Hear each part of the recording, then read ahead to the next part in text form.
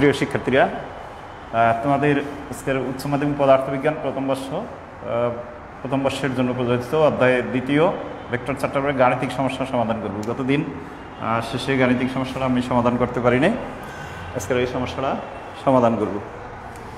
নেটের কারণে আমরা যদি না দেখো তাহলে আমরা কিন্তু আমাকে একটু কমার্সের মাধ্যমে গতকাল যেটা বলছিলাম গত ক্লাসে, এই দেখো একটা নদী যদি বিবেচনা করি, আমরা একটা নদী বিবেচনা করলাম, দেখা যাচ্ছে কিনা একটু দেখো, তোমরা একটু কমার্স দিয়ে আমাকে জানাবে। এটা হলো একটা নদী। আচ্ছা, নদীর ঠিক লম্ব বরাবর এটা হলো এ বিন্দু আর এটা হলো বি বিন্দু, ঠিক আছে। এক মাঝি নৌকা বেয়ে ঠিক তার টার্গেট হলো এ পার থেকে ও পার পৌঁছাবে। এটার দূরত্ব হলো 3 কিলোমিটার, খেয়াল করবে। আর মাঝি যেভাবে নৌকা চালাচ্ছে, ওই মাঝির নৌকার বেগ, অর্থাৎ বইটা দিয়ে যে নৌকা 8 কিলোমিটার পার আওয়ার। আর এই নদীর স্রোত যাচ্ছে সেটা 4 কিলোমিটার পার আওয়ার। এখন কোশ্চেন হলো যে নৌকা এ থেকে বি বিন্দুতে যদি পৌঁছাতে হয় তাহলে কত সময় লাগবে। তাহলে আমাদের এখানে দেখো, মাঝি নৌকা চালাচ্ছে এই বরাবর, ঠিক আছে, এবং সে কোথায় যাচ্ছে, সে সরাসরি বি বিন্দুতে যাবে, স্রোত যাচ্ছে এই দিকে। এখন এখানে দুইটা কোশ্চেন করা যায়, এটা যেহেতু সৃজনশীল কোশ্চেন, দেখা যাচ্ছে কিনা তোমরা একটু খেয়াল করো। একটা কোশ্চেন হলো যে কত কোণে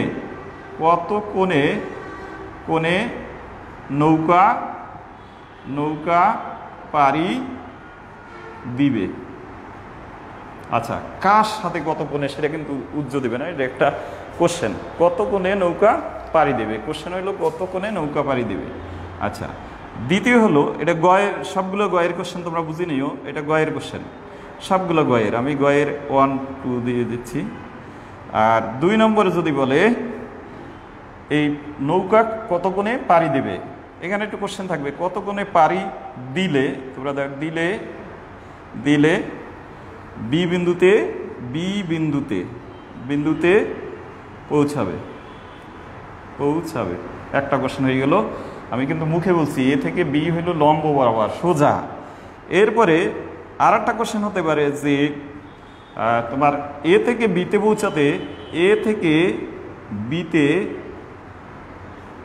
পৌঁছাতে, কত সময় লাগবে। দুইটা কোশ্চেন খেয়াল করো, দুইটা গয়ের ঘ হতে পারে, ঘয়ের কোশ্চেনও হতে পারে অনেক সময়। এখানে দুইটা কোশ্চেন আমি বলে দিচ্ছি। এখানে দেখো, তোমরা যারা ক্লাস করছো প্রত্যেকেই কিন্তু কমার্স বক্সেই দেওয়া, আর না বুঝলে বলো। তোমরা ওই দ্বিতীয় বর্ষের যে ক্লাসটা সেটাও করার চেষ্টা করো, কারণ হলো ওটাও কি এই প্রথম অধ্যায়, মানে প্রথম বর্ষের জন্য প্রযোজ্য, কারণ ফার্স্ট পার্ট আমরা করছি। আচ্ছা, বোর্ড ক্লিয়ার না? দেখো যারা আছে তারা, আমার মনে হয় ক্লিয়ার তো দেখা যাচ্ছে, আমি তো ক্লিয়ার মনে হয় দেখা যাচ্ছে আর কি। তাহলে এই একটা নদী এইদিকে, এটা হলো স্রোতের বেগ। এরপরে আর কি দেওয়া আছে, এটা হলো কিসের বেগ, এটা হলো নৌকার বেগ। তোমরা যারা পরে আসছো তাদের জন্য এটা বলছি, এটা হলো নৌকার বেগ। এটা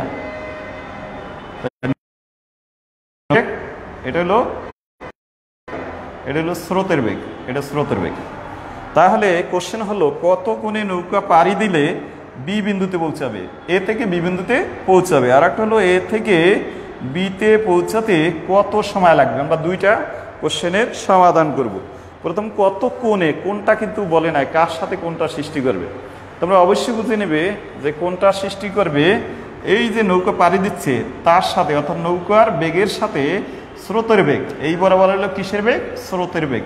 এই স্রোতের বেগ কত হবে, অর্থাৎ নৌকাটি স্রোতের সাথে কত ডিগ্রি কোণে পাড়ি দেবে, অর্থাৎ আমাদের বের করতে হবে। প্রথম কোশ্চেন হলো এই আলফা। আর দ্বিতীয় কোশ্চেন হলো এ থেকে বিতে পৌঁছাতে কত সময় লাগবে। তাহলে আশা করি তোমরা এটা লিখে ফেলছো, উপরে আমি একটু মুছে ফেলবো, তোমরা বুঝতে পারছো যে এটা।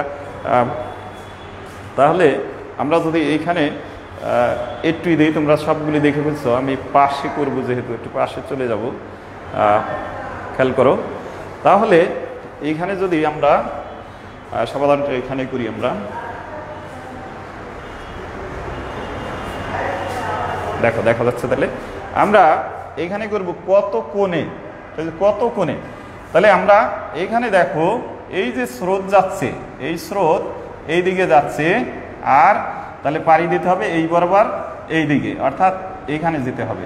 তাহলে এ থেকে এটা কি বি বিন্দু। তাহলে আমরা এই কোণটাকে, আমাদের উদ্দেশ্য হলো এই কোণটাকে বের করব, মানে এই কোণটা কত, এটা কি, এইটারে ধরে নেব পি। পি ইকুয়ালস টু কত ধরে নেব, যে যা দেওয়া আছে 4 কিলোমিটার পার আওয়ার, এটা কি স্রোতের বেগ। আর এইটা হলো কি নৌকার বেগ, এইটা ধরব কিউ ইকুয়ালস টু কত দিয়েছিলাম, 8 কিলোমিটার পার আওয়ার। আচ্ছা, এখন আমাদের উদ্দেশ্য কি, প্রথম বের করবো এইটা। কোশ্চেন কত, গয়ের 1 নম্বর আমরা বের করব 1। তাহলে দেখো এই যে এইটার সাথে যেতে হবে, এইটা এই বরাবর যেতে হবে। তাহলে এই বরাবর আমার প্রথমে লব্ধি বেগটা বের করতে হবে। এটাকে আমরা যদি থিটা ধরি, তো লব্ধির সাথে ধরব লব্ধি বেগ, এটা আর ধরে নিই, এই বরাবর বেগটা আর, আর এর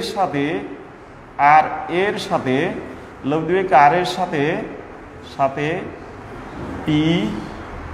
পি মানে এটা থিটা কোণ, এটা লিখব ধরি, আর থিটা ইকুয়ালস টু 90 ডিগ্রি কোণ, অর্থাৎ এবি বরাবর বেগ লব্ধি আর, মানে লব্ধি বেগ আর এবি এর সাথে পি ইকুয়াল টু 90 ডিগ্রি কোণে, অর্থাৎ এবি বরাবর বেগ এবি বরাবর বেগের সাথে পি মানে স্রোত পি 90 কোণ তৈরি করে। আচ্ছা, তোমাদের এত কিছু লিখতে হবে না, তোমাদের বোঝার জন্য আমি লিখছি, তোমরা একটু বুঝে নাও। তাহলে 90 ডিগ্রি কোণ করে, তাহলে আমরা দিক রাশির জন্য আমরা পাই tan থিটা ইকুয়ালস টু কি জানি, যার বরাবর, অর্থাৎ কি বরাবর, এর সাথে কোণ সৃষ্টি করছে এ। তাহলে যার সাথে কোণ সৃষ্টি করবে সে আগে, তাহলে আমরা লিখব পি প্লাস, এরপরে এ কি কিউ, এ হলো কিউ আমরা এটা করে ফেলছি, কিউ কস আলফা। কোন হইল কোনটা, এইটাকে কি ধরছি আলফা। এখানে আরেকটা জিনিস পি এবং লিখে দেব তৈরি করে, এবং পি ও কিউ এর মধ্যবর্তী কোণ আলফা ইকুয়ালস টু হোয়াট বের করতে হবে এটা। আচ্ছা, তাহলে এখানে আমরা কি পেলাম, পি, আর উপরে হবে কি বলো, কিউ সাইন আলফা। আশা করি দেখা যাচ্ছে, উপরে হলো কিউ সাইন আলফা, নিচে দেখো কি লিখছি, না দেখা গেলে দেখো, তোমরা যারা লাইনে আছো প্রত্যেক কিউ সাইন আলফা।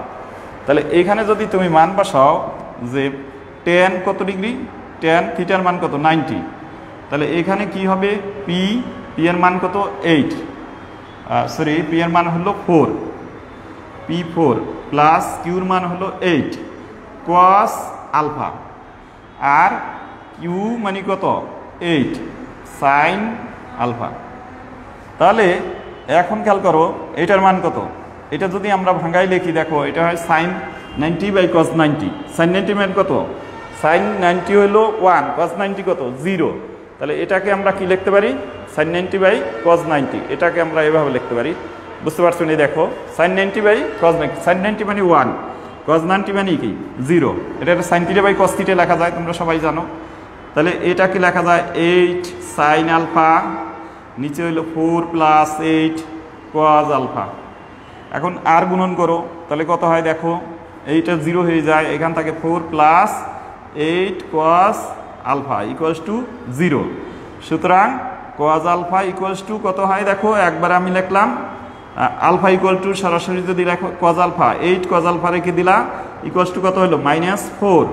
সুতরাং cos আলফা ইকুয়াল টু কি হয় দেখো, cos আলফা ইকুয়াল টু -1/2। সুতরাং alpha equal to cos inverse -1/2 মানে কত হয় একটু বের করো সবাই। তাহলে দেখা যাচ্ছে, আমার মনে হয় দেখা যাচ্ছে বেশিরভাগই। তাহলে 1 রাফসান বের করে ফেলছো, বাকি যারা আমার আগেই করে ফেলছো ভেরি গুড, যারা ই করছো তাহলে 120 ডিগ্রি। তাহলে আমরা আলফার মান অর্থাৎ এক কোশ্চেনের 1 নম্বরটা আমরা সমাধান করে ফেললাম। এবারে আসো 2, কোশ্চেন 2। তোমাদের এত লিখতে হবে না, আমি একটু বেশি কারণ তোমাদের বোঝার জন্য। তাহলে এবারে এটা আশা করি তোমরা লিখে ফেলছো। তাহলে এবারে আমরা 2 কোশ্চেনে যাব। 2-এ যদি যাই তাহলে 2-এ দেখো কোশ্চেনটা কি আছে, বলছে এ থেকে বিতে পৌঁছাতে কত সময় লাগবে। এ থেকে বিতে পৌঁছাতে কত সময় লাগে, খেয়াল করো। এ থেকে বিতে পৌঁছাতে, এ থেকে কোথায় পৌঁছে বিতে পৌঁছাতে কত সময় লাগবে, এটা আমরা হিসাব করব। এবার একটু খেয়াল করো, আমরা এখানে চিত্র আঁকলাম। ফিজিক্সের কিন্তু চিত্র থাকবে না, মানে কথা থাকবে না, কিন্তু তোমাকে আঁকতে হবে। কিন্তু এ থেকে এটা হলো এ আর এটা হলো বি। তাহলে এইখানে দেখো এই যে স্রোত যাচ্ছে, আর তুমি যে এখানে নৌকার বেগটা, নৌকা পাড়ি দিচ্ছে এই বরাবর, সে ভাসতে ভাসতে কোথায় যাবে, এইখানে যাবে। তাহলে পাড়ি দিতে হবে কোথায়, ওই কোণটাকে আমরা হিসেব করতেছি। তাহলে কত আলফা কোণে, আর সে পৌঁছাবে কোথায়, ও পারে পৌঁছাবে বি বিন্দুতে। এখানে কত দেওয়া ছিল 3 কিলোমিটার। বলছে যে কত সময় লাগবে, অর্থাৎ এ থেকে বিতে পৌঁছতে কত সময় লাগবে। তাহলে আমাদের এই বরাবর বেগটা নির্ণয় করতে হবে। মানে আমাদের কিন্তু এই বরাবর বেগ নির্ণয় করলে হবে না।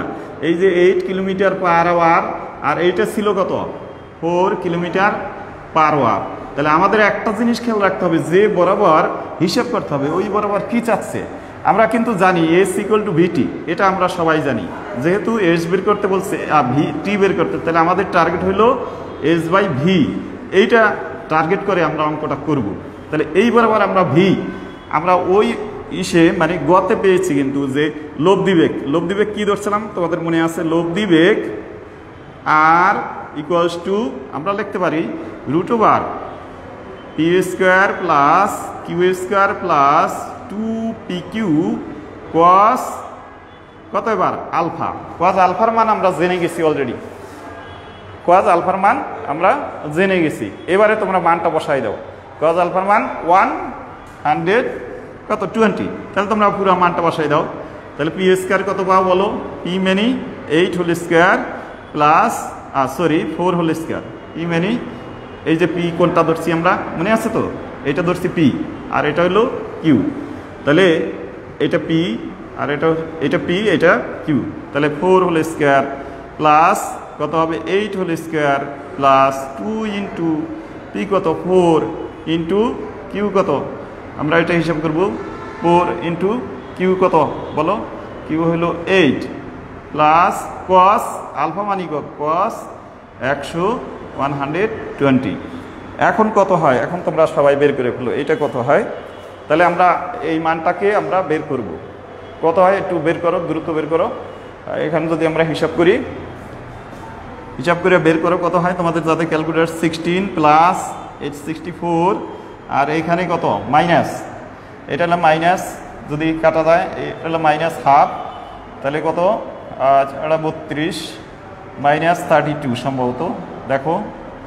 আচ্ছা এখন এইখানে ক্যালকুলেশন করলে যেটা হবে, ক্যালকুলেশন করলে কত হয় দেখো 82 থেকে তোমরা যদি এখানে ক্যালকুলেশন করো 60 আর হলো 64, 32 4 কত হয় 0, আর এখানে কত হয় 7 8, এটা থেকে বাদ যাবে 32 8, আর এখানে কত 5 4 দেখো এটা কিনা, হ্যাঁ 8 হাতে 1 দেখো, তাহলে এখানে আমরা লিখতে পারি 48। আচ্ছা এত কি হবে মিটার পার সেকেন্ড। আচ্ছা সরি, যেহেতু এটা কিলোমিটার, কিলোমিটারে একক আসছে, তাহলে কিলোমিটার পার এত, তাহলে এটা আমরা এখান থেকে বের করলাম কিলোমিটার পার আওয়ার, এইদিকে আবার আমাদের খেয়াল রাখতে হবে। তাহলে আমরা সময়, সুতরাং সময় টি ইকুয়ালস টু কি এস বাই টি। এস কত দেখো তো, এস হইল 3 kilometer per hour, kilometre per hour না, এটা দূরত্ব যেহেতু এত কিলোমিটার, কিলোমিটার। আর নিচে হলো কত দূরত্ব কিলোমিটার, কিন্তু নিচে হলো √48 এত কি কিলোমিটার পার আওয়ার। তাহলে per hour kilometre per hour, আওয়ারটা উপরে যাবে, যেটা হবে দেখো এটাকে যদি তুমি করো কত হয় দেখো 3/√48, এটা কি হয় মিটার কাটা এত আওয়ার। ওকে, এত আওয়ার। আচ্ছা, যাদের হয়েছে 8টা বের করছো, আর এর পরে এইটা বের করো কত হয় দেখো, সময়টা কত হয়। আমি সরাসরি করছি, এই টি সময় সমান তোমরা যদি লিখে নাও যে সময় টি ইকুয়ালস টু কী হবে, এই ক্ষেত্রে দূরত্ব হলো এত বাই আর, এস এর মান হইল কত এস 3 কিলোমিটার, আর আর এর মান কত 48। আচ্ছা, 0 পয়েন্ট আরাফাত অলরেডি করে ফেলছো, আরাফাত কত হয়েছে 0.44 কি হবে আওয়ার, 0.44 আওয়ার। এটাকে আমি একটু তোমাদের বলে দিচ্ছি, একজন করছে, সময়টা তাহলে পেয়ে গেছি, এটা আমরা অলরেডি করে ফেলছি।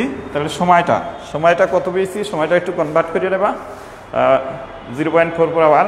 যদি এটা হয় যে তোমরা বের করছো যে 0.4 তারপর কত লিখছো দেখো 433 আওয়ার, কিন্তু এইটাকে তোমরা কি করবে 1 ঘন্টা হয়েছে, 1 ঘন্টা সমান কত 60 মিনিট। তাহলে এখানে প্রথমে এই 433 ইন্টু 60 লিখবে, 60 এত কি হলো এত মিনিট। এভাবে তোমরা আবার সেকেন্ডে নিতে পারো, এখান থেকে যেটা থাকবে এভাবে, তাহলে তোমরা সমস্যাগুলো সমাধান করবে। আজকের তোমাদের এই নৌকার যত ধরনের অঙ্ক আছে তোমরা বাসায় দেখবে। আর আজকের ক্লাসটা মানে যেহেতু টাইম একটু কম, সেজন্য আমি বলবো যে তোমরা বাসায় ভালো করে দেখবে। আমি আর একটা জিনিস শুধু দেখাবো, তোমরা একটু খেয়াল করো সবাই, এটা ইম্পর্টেন্ট। এই বেসিকটা দেখাবার পরে তোমাদের আমি বলবো যে আমাদের সময় শেষের কারণে মানে আগামীতে তোমরা যারা ফার্স্ট ইয়ার্সে প্রত্যেকে সেকেন্ড ইয়ারে যে ক্লাসগুলি করি সেগুলো করো। আমি শুধু একটা জিনিস বেসিক বুঝাবো যে আমরা জানি এটাকে এই আর যদি হয় এটাকে দুইটা উপাংশে বিভক্ত, একটা হলো আলফা আর একটা হলো বিটা। এই উপাংশ যদি বিভক্ত করি এটার নাম কি আর, এটা কি হয়ে যায় কস, এটাকে যদি করি আর কস আলফা। আর এটা যখন এভাবে দিব তখন এটা কি হবে একটা সামুদ্রিক হয়ে যায়, তোমরা জানো। তাহলে আমরা এখানে দেখা যাচ্ছে একটা যদি কোণ হয় তাহলে আমরা দুইটাই বের করতে পারি, কারণ এইটার বিপরীতক্রম এইটা হিসাব করে আমরা দুইটাই আলফা কনভার্ট করছিলাম, এবং এটা কি হয়েছিল আর সাইন আলফা, অর্থাৎ এভাবে করছিলাম। পরে আগের ইসে দেখছো, তাই আর কে যদি একটা শুধু কোণ জানা থাকে তাহলে আমরা তাকে এই লম্ব বরাবর আর কজ আলফা, আর এই অনুভূমিক বরাবর অর্থাৎ ভূমি বরাবর আর কজ আলফা, আর লম্ব বরাবর আমরা আর সাইন আলফা, অর্থাৎ যার সাথে কোণ তৈরি করে সে হয় আর কজ আলফা, আর অপরদিকে সেটা কি আর সাইন আলফা। আমি এটাকে শুধু একটু কারণে তোমাদের বোঝাতে চাচ্ছি যে আমরা বিভিন্ন ধরনের অঙ্ক করার সময় অবশ্যই আমরা হিসাব করব। যেমন মনে করো যে একটি নৌকা এইভাবে, এই তোমার নৌকা এভাবে যাচ্ছে, নৌকা মনে করো মাঝি এইভাবে যাচ্ছে। এখন মাঝি এভাবে যাওয়ার ফলে মাঝির একজন গুণ টানে, তোমরা গুণ তো বুঝো যে নৌকায় যে রশি দৈরে টানে, সেই রশি দৈরে একজনে টানতেছে। তাহলে রশি দৈরে যেখান থেকে টানছে সেখান থেকে আমি একটা কোণ আঁকলাম, টার্গেট কোথায় মাঝির এই দিকে যাবে, মাঝি কোন দিকে যাবে এই দিকে যাবে। তাহলে এই যে টানছে যে বলে, এই বলটার এই যে এটার সাথে কোণ তৈরি করা হলো, এই বরাবর হলো কি এফ কি হবে cos alpha, F cos alpha. আর এইটাকে যে এই বইটা ধরে রাখছে এইটা হবে কি এই বরাবর সাইন আলফা, এটা তোমরা মনে রাখবা, এইটা হলো এফ সাইন আলফা। এখন এইসব কোশ্চেনে দুই ধরনের কোশ্চেন করতে পারে, তোমাদের মনে রাখবা। একটা হলো নৌকাটি কতটুকু এগিয়ে যাচ্ছে, একটা হলো কি নৌকাটি কতটুকু এগিয়ে যাচ্ছে এমন হতে পারে, নৌকাটি কতটুকু এগিয়ে যাচ্ছে এমন হতে পারে যে কতটুকু এগিয়ে যাচ্ছে। এখন এইখানে একটা ভেরি সিম্পল কোশ্চেন দিই, যদি এই বইটা যে ধরে রাখছে মানে লম্ব বরাবর বইটা কতটুকু তোমার শক্তি দিয়ে ধরে রাখছে সেটা বের করতে পারবো। যদি আমি এখানে আলফা ইকুয়াল টু মনে করো 60 ডিগ্রি দিয়ে দিলাম, 60 ডিগ্রি। এখন কোশ্চেন হলো বইটা তোমাদের বইটা ভূমি বরাবর কত, আর এফ এর মান আমি দিলাম 10 নিউটন, কত বইটা ভূমি বরাবর অর্থাৎ ভূমির দিকে বা পাড়ের দিকে কিসের নদীর পাড়ের দিকে এটা বলছে পাড়ের দিকে কত বল প্রয়োগ করছে, পাড়ের দিকে কত বল প্রয়োগ করছে। আর 2 নম্বর কোশ্চেনটি নৌকাটি কত বল কাজ করছে। এখানে কাজ করছে বোঝাচ্ছে যে নৌকা তো অধিক নিতে চাচ্ছে, আসলে কতটুকু কাজ করছে, দুইটা কত বল কাজ করছে খেয়াল করবা।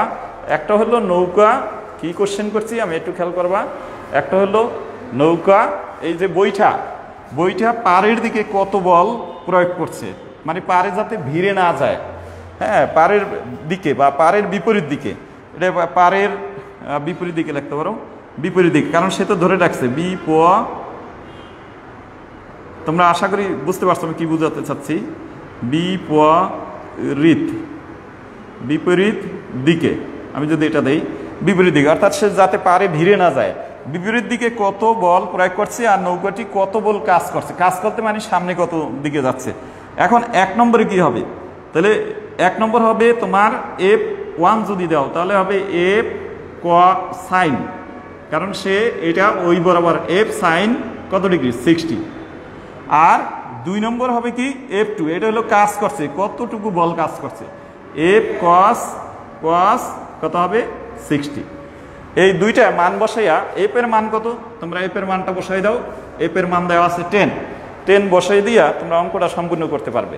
তোমরা আশা করি বুঝতে পারছো যে এই বইটা কি করছে, বইটা হলো যে যাতে নৌকা ভিড়ে না যায়, মানে এই দিকে ভিড়ে না যায় সেজন্য কি করছে, সেজন্য F sin θ পরিমাণ কাজ করছে। তাহলে F sin θ পরিমাণ বল ক্রিয়া করছে বা বল কাজ করছে, তাহলে এই বলের পরিমাণ বের করবা।